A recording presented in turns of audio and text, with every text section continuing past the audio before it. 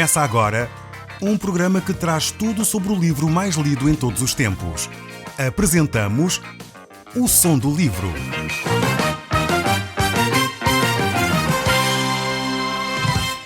Seja muito bem-vindo. Neste podcast vai encontrar o livro mais conhecido e lido em todo o mundo.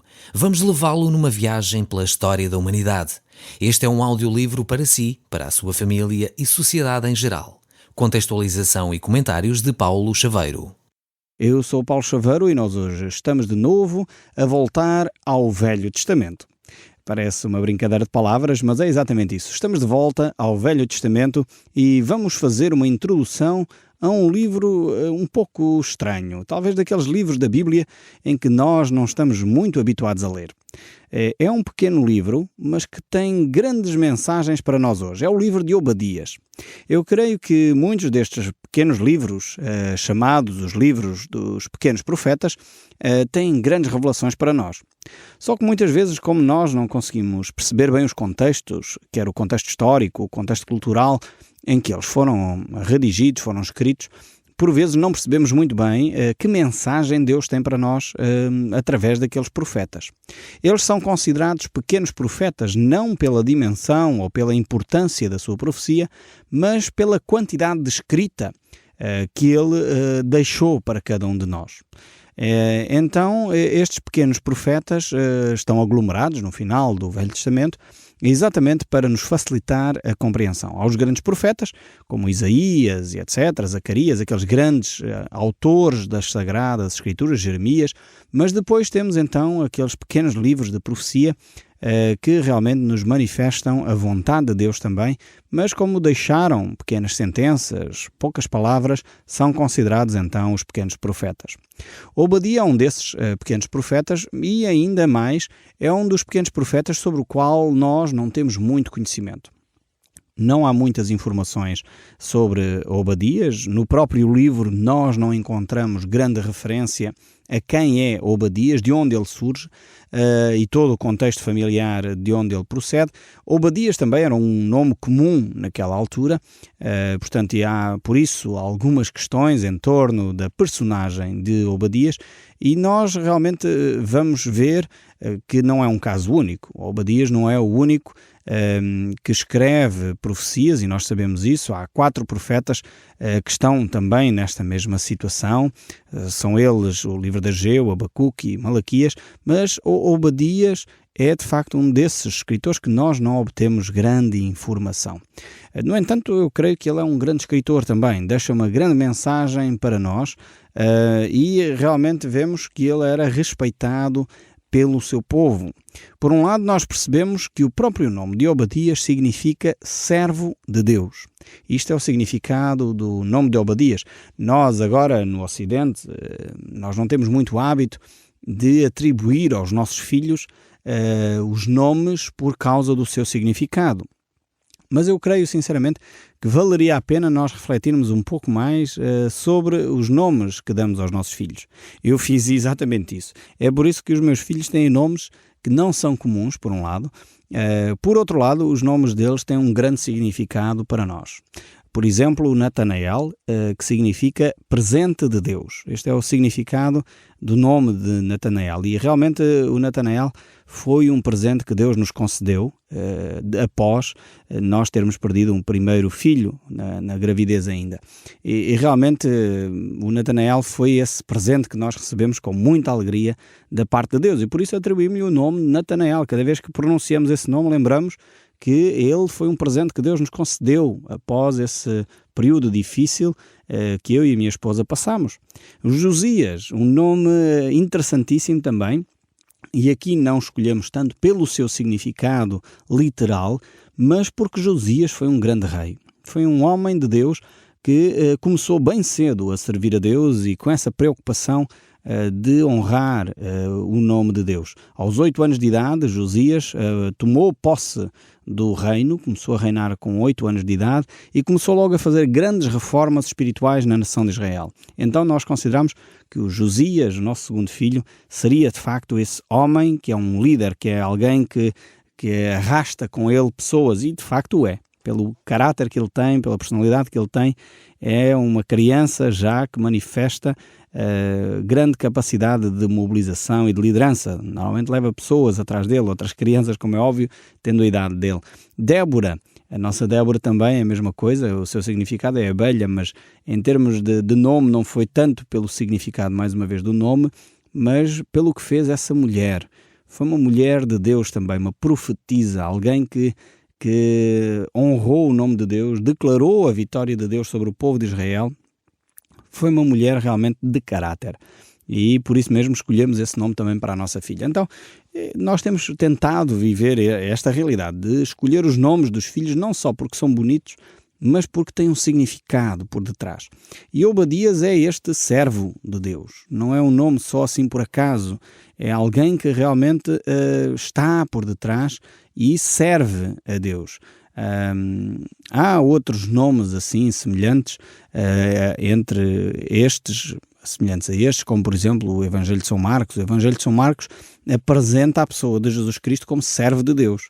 Então é interessante ver o caráter do nosso Senhor Jesus Cristo, é um caráter de serviço. Aliás, ele disse para nós aprendermos dele que é manso e humilde de coração. E Jesus mostrou claramente que entre os cristãos a liderança ou aquele papel de mais destaque deve ser exercido não como o mundo propõe, não como o mundo oferece, com autoritarismo, com pompa e circunstância, mas com humildade. Aliás, ele disse, aquele que quer ser maior entre vós, seja como o que serve. Então este é realmente um traço, uma marca significativa de Jesus Cristo. E Obadias, só pelo seu nome, aponta-nos com muita facilidade, sem que nós façamos aqui grande ginástica intelectual, para perceber que Obadias era este servo do Senhor, assim como Cristo é o servo do Senhor. Este é o caráter de Jesus Cristo. Existem aqui, voltando aqui ao livro de Obadias, existem aqui algumas dificuldades com este livro e essencialmente uma delas, talvez a maior delas, é identificar o período em que este livro é escrito. Há várias sugestões, os estudiosos têm-se debatido sobre estas matérias, mas é importante nós percebermos o porquê. Porque a mensagem de Obadias é uma mensagem que, em primeiro lugar, não se dirige à nação de Israel. Dirige-se ao povo de Edom, que era, no fundo, uma nação irmã da nação de Israel. Era mais ou menos como Portugal e Espanha. Eram dois irmãos que fundaram dois reinos. Jacó fundou Israel e Esaú fundou o reino de Edom. E esta mensagem destina-se a Edom, destina-se à nação dos Edomitas. E por isso mesmo é importante nós percebermos onde é que ela se localiza. Há vários autores que tentam defender uma data mais anterior, cerca de 1887 a.C., portanto muitos, quase 1000 anos antes de Jesus nascer, e situam esta profecia no reino de Atalia. Isso eles baseiam, alguns intérpretes, então na segunda carta de Reis, capítulo 8, versos 16 e 28, onde eles falam desta possibilidade de Obadias ter profetizado nessa época. Portanto, isso só para dizer que os livros do Novo Testamento e do Velho Testamento não estão aglomerados por datas, ou seja, não é uma questão cronológica, eles não estão organizados cronologicamente. Aqueles que nos têm acompanhado já sabem isso, mas é só relembrar, todos os livros da Bíblia estão colocados por diferentes secções, e neste caso aqui Obadias situa-se na secção dos pequenos profetas. Há outros autores, no entanto, que situam aqui o livro de Obadias no reinado de Josafá. E por isso vão olhar para a 2 Crónicas, capítulo 17, lerem aí a presença de Obadias. Apesar de, no entanto, não sabermos exatamente em que época se localiza Obadias, sabemos, no entanto, que ele era um servo de Deus. Ele era um homem que trouxe uma mensagem extremamente relevante para a nação de Israel, porque estava a viver uma situação, ou iria viver uma situação desesperante, mas também para esta nação de Edom. O objetivo de Deus, ao trazer a sua revelação, é sempre o objetivo de levar o povo ao arrependimento. E por isso mesmo Deus se preocupa com as nações ao redor de Israel. Nós sabemos disso por outros profetas que já falaram, aos Moabitas, aos Edomitas, já havia profecias também para esta nação, para Tiro e a Assíria. Deus sempre se preocupou com os povos ali que estavam a surgir. Portanto, Deus não é um Deus exclusivista da nação de Israel. Alguns, quando leem a Bíblia, se não tiverem uma leitura atenta, vão pensar, bem, Deus escolheu a nação de Israel e esqueceu-se dos outros povos todos. Não é verdade. E a carta aqui, o livro de Obadias, é um destes casos concretos em que Deus fala a uma nação estranha. É verdade que inclui a nação de Israel aqui nesta reflexão, mas o principal objetivo é a nação de Edom. E então aqui temos esta reflexão sobre a altura em que se escreve esta carta. Não se sabe se foi no ano 880, mais ou menos, antes de Cristo, ou no 580 antes de Cristo, mas o facto é que há aqui uma mensagem extremamente relevante, uma mensagem extremamente importante para a nação de Edom, e que vai fazer com que o povo de Israel também esteja envolvido neste processo. Então é possível, por um lado, que Obadias tenha sido contemporâneo de Jeremias, e se for assim o facto, vamos estar perto da altura em que a nação de Israel está a ser tomada pela Babilónia, perto desse período em que está a ser feita a invasão, quer da parte de Israel, quer da parte de Judá. E então esta será uma preocupação, certamente, para todo o Israel, e em particular para este profeta que está ali para trazer a mensagem de Deus àqueles que são seus contemporâneos. E podemos olhar para isso através do versículo 11 do próprio livro de Obadias. O livro de Obadias só tem um capítulo, portanto só vamos fazer referência aos versículos, porque não há mais que um capítulo, e por isso vamos ver aqui o verso 11, onde diz: no dia em que, estando tu presente, estrangeiros lhe levaram os bens, e estrangeiros lhe entraram pelas portas e deitaram sorte sobre Jerusalém. Tu mesmo eras um deles. Então, uma das ideias que reforça, ou que se pensa que aqui está a referir-se a esse período onde profetizou Jeremias e onde o rei Nabucodonosor vem e invade toda aquela região, toma conta de toda aquela região da chamada Mesopotâmia, ou Crescente Fértil, onde se constitui então o primeiro grande império, que é o Império Babilónico. É possível então que Obadias esteja a escrever o seu livro neste período, e por isso mesmo refere-se aqui, e nós iremos encontrar várias referências aqui à participação que Edom teve, porque os edomitas criaram uma certa aliança com a Babilónia para prejudicar assim a nação de Israel e a nação de Judá. E Obadias vem e intervém nesta situação. Vai fazer uma profecia mostrando que não é correta a atitude dos edomitas. E por isso vemos ainda no verso 6 aqui do livro de Obadias, quando ele diz, e este é um dos textos-chave deste livro, quando ele diz: como, porém, foram rebuscados os bens de Esaú, como foram esquadrinhados os seus tesouros escondidos. Ou seja, Esaú pensava que estaria firme, seguro no seu território, mas realmente isso não iria ser bem assim. O facto de ele ter feito aliança com a Babilónia seria também prejudicial para os próprios edomitas. Então temos aqui cerca de 21 versículos neste livro, é um livro curtíssimo, e podemos separar, mesmo assim, podemos fazer aqui algumas secções, algumas divisões que nos poderão ajudar na nossa estrutura de pensamento. Os primeiros 16 versículos falam então sobre esta nação de Edom, como ela vai ser destruída, e era importante nós fazermos aqui esta divisão. Depois do verso 17 a 21, ela vai falar então sobre Israel. Nós vamos encontrar as condições de Israel, a situação em que Israel se encontra no verso 17, vemos a chamada de Israel no verso 18, a consumação da vida de Israel no verso 19 a 21, e então esta é a visão que Obadias traz. Deus fala através deste profeta de uma forma muito clara, através de uma visão. Diz assim o verso 1 do livro de Obadias: visão de Obadias, diz o Senhor Deus a respeito de Edom. Aqui temos então o mote, temos aqui a orientação da parte de Deus, Obadias, e mostra claramente acerca de quem esta profecia vai ser feita. Temos ouvido as novas do Senhor e as nações foi enviado o mensageiro que disse: levantai-vos, levantemo-nos contra Edom para a guerra. Então temos a visão, que é uma visão extremamente relevante para aqueles dias, em que Obadias vai trazer esta reflexão.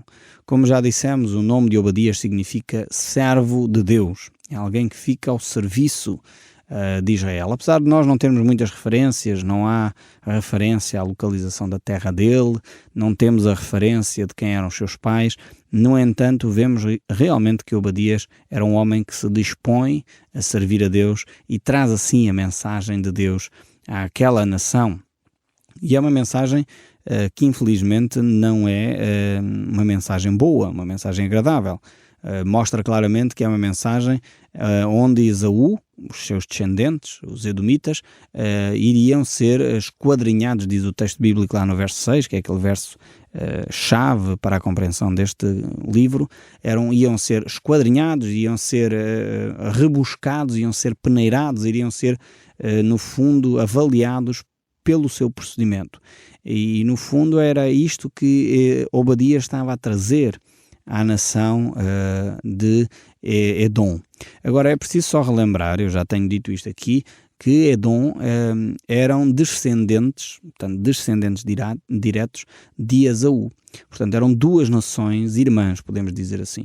Israel e Edom eram duas nações irmãs. Provavelmente você não ouviu ou não sabe muito bem quem é Edom, mas se calhar já ouviu falar das cidades, ou da grande cidade de Petra. Uma cidade que é construída no meio de uma rocha. Aquilo é só rochedos e as casas são escavadas na própria rocha, e a entrada para essa cidade é uma garganta que fica no meio de um rochedo altíssimo, e para que a pessoa pudesse passar, basicamente passavam 1 ou 2 soldados de cada vez. Portanto, era uma entrada extremamente estreita, onde era fácil fazer emboscadas, e por isso este povo, os edomitas, pensavam que era um povo que não era possível ser conquistado. Sentiam-se seguros dentro da sua cidade, de Petra, pensavam que estavam altamente escondidos e refugiados ali, e por isso pensavam que era um povo que não podiam ser de forma alguma conquistados. Mas isto era um povo que conduziu ao orgulho. Mas isto é a origem deste mesmo povo.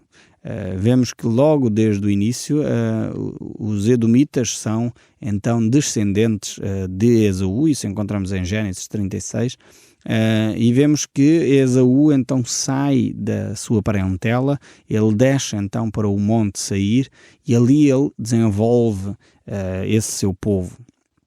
Moisés faz referência a este povo, portanto Moisés, 400 anos depois de Jacó, quando retorna à Terra Prometida, faz menção de Esaú, dos Edomitas, e a história realmente é uma história, desde o início, uma história de competição, uma história de desacordo. Vemos que apesar de Esaú e Jacó serem gêmeos, a Bíblia relata isso, lá no livro dos Gênesis, eles, no entanto, nunca foram muito próximos, nunca foram muito amigos um do outro, e havia várias razões. O texto bíblico, talvez fosse interessante nós até vermos o texto bíblico. Vamos abrir em Gênesis, capítulo 25, verso 22. Diz assim: os filhos lutavam no ventre dela, da sua mãe. Então disse: se é assim, porque vivo eu, e consultou ao Senhor. E o Senhor respondeu: 2 nações há no teu ventre, 2 povos nascidos de ti se dividirão. Um povo será mais forte que o outro, e o mais velho servirá ao mais moço. Aqui Deus já está a declarar o que iria acontecer. Agora é importante refletir aqui 2 coisas. A primeira é que esta declaração de Deus não é uma declaração fatalista. Muitas vezes nós percebemos a declaração de Deus e pensamos, bem, não há forma de dar volta a isto. Eu creio que há. Se Esaú tivesse sido obediente a Deus, se Esaú tivesse vivido dentro dos padrões de Deus, certamente isto não se teria concretizado. Agora, a questão é que quando Deus faz estas declarações, Ele a faz, e este é o segundo aspecto, Ele a faz porque Deus conhece todas as coisas. Não é que Deus trace uma linha e diga, ok, vai ter que ser assim esta pessoa, até era boa pessoa, mas como eu não quero, não vai vingar na vida, não é este o raciocínio. O raciocínio é como Deus sabe o que vai acontecer, como Deus sabe as escolhas que esta pessoa vai fazer, por isso Deus decreta e declara aquilo que vai acontecer. Então, desde o ventre materno, que Deus estava muito consciente e por isso avisou a sua própria mãe que assim seria, que Jacó e Esaú não iriam se dar lá muito bem. Desde o ventre materno que eles andavam à luta um com o outro, diz aqui o texto bíblico, e de alguma forma, desde cedo, Deus disse logo que aquele que iria ser o mais velho, ainda a mãe não sabia quem era, iria servir ao mais moço. Ou seja, a nação de Esaú, Edom, seria mais fraca do que a nação de Israel. E isto certamente criou muita inveja em Esaú. Esaú era um homem que vivia para o imediatismo. Esaú era um homem que dava importância às coisas do aqui e do agora. E por isso mesmo ele não valorizava aquilo que eram os princípios espirituais, os princípios e os valores que são valores muitas vezes morais e éticos, e por isso mesmo ele vendeu o seu direito de primogenitura e vendeu-o por um prato de guisado, um prato de lentilhas. E realmente isto manifesta a atitude de Esaú para com os valores. E então ele começa desde cedo a desprezar aquilo que era o seu direito, e por isso mesmo aqui neste episódio, que é retratado também no livro do Gênesis, vemos que ele despreza aquilo que era a sua herança. Muitas vezes nós pensamos em herança, pensamos automaticamente logo em bens materiais, mas não é o caso aqui. Aqui a herança eram valores espirituais, eram a bênção de Deus sobre cada um deles, e Esaú claramente desprezou esse valor espiritual. É verdade que Jacó era um jovem que realmente não tinha também, era um jovem que estava no processo de crescimento, um jovem, aliás o nome de Jacó significa enganador, e ele realmente agia muitas vezes assim, mas Deus iria utilizá-lo, Deus iria levá-lo ao arrependimento e a mudar de atitude. Essa foi a grande diferença entre Jacó e Esaú, é que um arrependeu-se e outro manteve-se agarrado ao aqui ou agora, ao momento, aos prazeres e àquilo que era necessário simplesmente para ter prazer naquele momento. E é o que acontece quando ele vende o seu direito de primogenitura. Nós lemos aqui em Gênesis 25, tinha Jacó feito um cozinhado quando esmorecido veio do campo Esaú e lhe disse: peço-te que me deixes comer um pedaço desse cozinhado vermelho, pois estou esmorecido. Daí chamou-se Edom. E disse Jacó: vende-me então primeiro o teu direito de primogenitura. Ele respondeu: eu estou a ponto de morrer, de que me aproveitará o direito de primogenitura? Então disse Jacó: jura primeiro. Ele jurou e vendeu o seu direito de primogenitura a Jacó. Deu, pois, Jacó a Esaú pão e cozinhado de lentilhas. Ele comeu, bebeu, levantou-se e saiu, e assim desprezou Esaú o seu direito de primogenitura.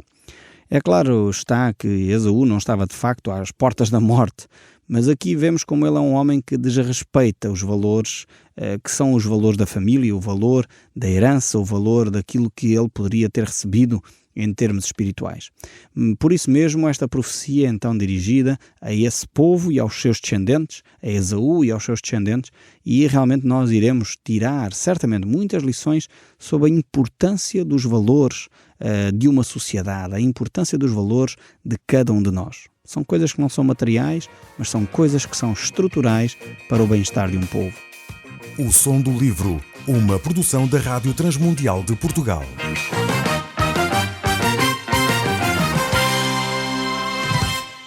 RTM. Conhece todos os nossos programas em rtmportugal.org. Uma produção da Rádio Transmundial de Portugal.